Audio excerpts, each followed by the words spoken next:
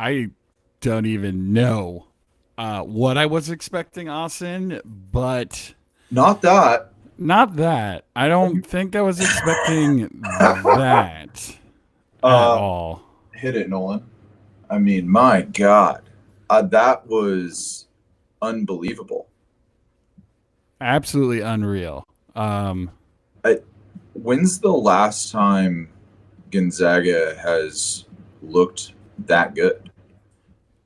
It's giving shades of 2020 Kansas in that first Yes. game, and just Yes. immediately you're like, oh, this Oh, this this is different. this is real and different. The Yeah, like that Jalen Suggs alley oop to start the game, and it was like, oh, he's gonna be that, and we're gonna be this good. Oh my God! Like you were up 19 points, and Caliph Battle and Ryan Nemhard have 6 total points. yeah. That's insane. If you would have told me Caliph Battle has 3 points, I'd have been like, that's not great. Doesn't matter at all, it looks like. uh, Graham Graham Ek just like being sent to the bench with around 6 minutes into the game, and you're like, okay, Yeah. well, weather the storm. But did did Braden Huff sandbag us? What happened? What is this? Where where where did this come Where from? did that all of a sudden he's like playing pretty good defense, had like a great block. I mean, I think we probably need to start with just talking about the defense because the physicality that they played with in that first half was honestly shocking and like exactly what we were hoping for.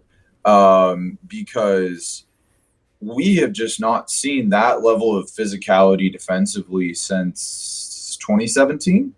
Easily, yeah. I mean, I know that Seth Greenberg was like, "This is the most physical I've ever seen Gonzaga play defense." I'm like, "Oh, Gonzaga did have the literally the best defense in the country." In 2017. Hey, What's up, Connor. Connor? Whew!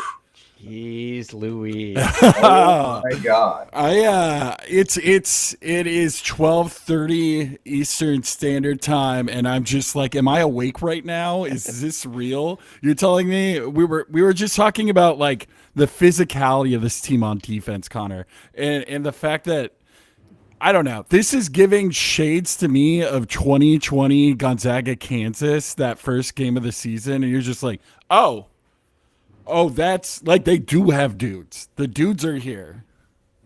Yeah.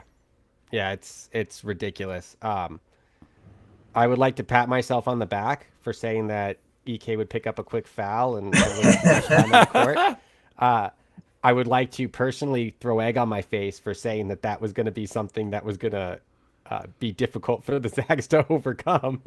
Yeah. And just apologies to Braden Huff. I wasn't familiar that he was just going to be the third Sabonis. All of a sudden, he's just like Demontis mixed with Arvidas. What is going on?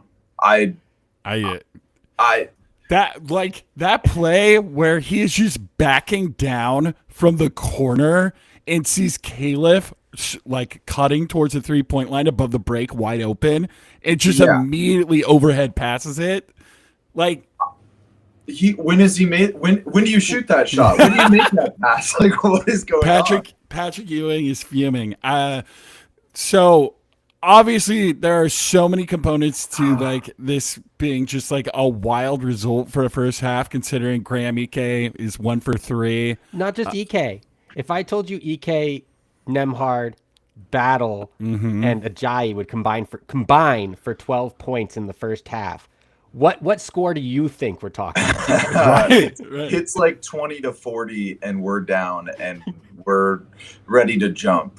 I don't, and we're not even killing them in the fast break. Only 9 points in the fast break. I mean, it is just utterly perfect offensive execution in the half court and just using your size to bludgeon them. And then on the defensive end, Edgecombe didn't score his first points until 2 minutes left in that first half. They're not getting almost any clean looks at the rim, which is just like, man, that's just a shock to all of us, especially after that USC game. It was like, oh no, we're going to play defense now. And then to have Ryan Nembhard get real rest in a game and not lose those minutes, but you're like, you win those minutes with Ryan Nembhard out of the game is, I mean, pretty shocking. I mean, not only shocking, but the bench outscored the starters, guys. Yeah. Like, Dusty Stromer hit. Yeah, we haven't even talked about Dusty. And just as impressive as Dusty's. I'm sorry, also, everybody. I went to an Eagles game yesterday and accosted Nick Sirianni for the final 20 minutes of that game. So I am doing my best. But the fact that Dusty Stromer's three-point shooting was what it was in the first half, 3 threes, it just completely broke this game open. But his defense, we're not talking enough about what Gonzaga has been able to do against VJ Edgecombe. And I think that's one, Gonzaga's like just being able to be physical with Edgecombe driving. But also, I have seen like very little action from Baylor where it is anything other than ISOs and just creating your own shots. What is going on there?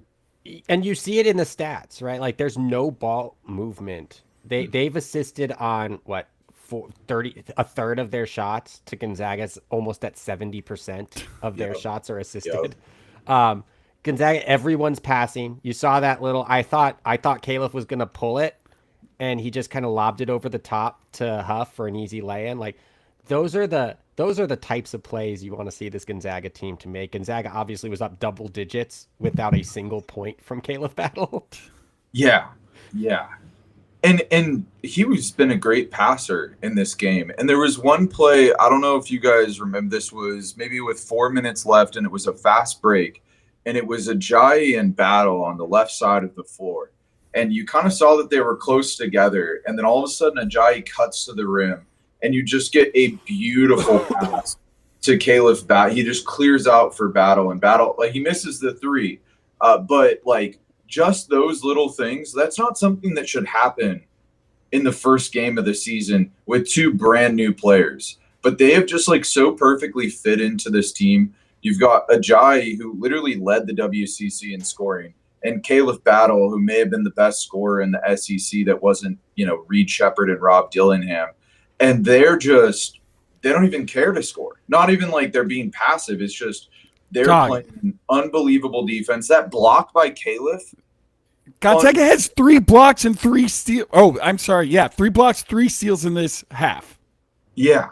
They are so active on defense. It's outrageous. Guys, the fact that we haven't even talked about him, Nolan Hickman's awesome. 5 for 8. Just completely taking everything that he can that the defense is giving him, which also, by the way, is a lot because this Baylor defense is something else. Not great. They have Baylor, who was projected to be a top 5 offense in the country, scoring less than 1 point per possession in this game. Gonzaga is scoring almost 1.5 points per possession in this first half. Ryan Nembhard is a cool plus 18 in 15 minutes to play. Man.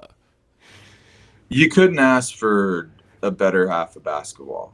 I feel like I have taken every single drug known to man, and I am just vibrating up here. Yeah. I'm just absolutely insane. Yeah, like to do this in a first game, but have it be against a top 10 opponent.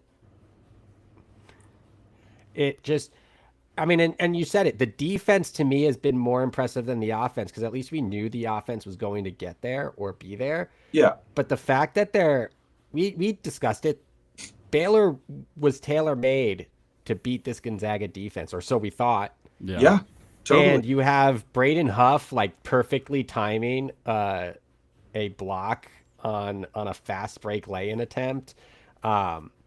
You have Nolan Hickman picking pockets, jumping past. Like it's just been almost perfect on the defensive end as well. Pretty much. Who would have thought that Robert Wright would have been the most effective Baylor player in this game? Yeah.